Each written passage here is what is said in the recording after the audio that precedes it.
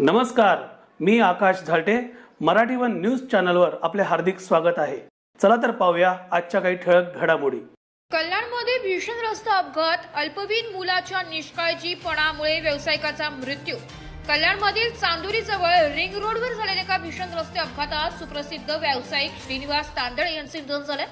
मिळालेल्या माहितीनुसार एका 17 वर्षीय अल्पवयीन मुलाने घरातून गाडीच्या चाव्या घेतल्या होत्या आणि तो गाडी चालवत बाहेर पडला होता. भरधाव वेगाने येणाऱ्या एका गाडीवरील नियंत्रण सुटले आणि सायकल चालवत असलेल्या तांदळे यांना मागून धडक बसली. ही धडक इतकी जोरदार होती की श्रीनिवास तांदळे यांचा जागीच मृत्यू झालाय. ही संपूर्ण घटना जवळच्या सीसीटीव्ही कॅमेऱ्यात कैद झाली आहे.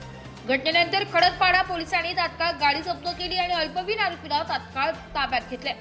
आरोपीची आई कामिनी योगेश पांडे यांच्या विरोधात गुन्हा दाखल करण्यात आला असून त्याच्या वडिलांवरही कारवाई सुरू आहे.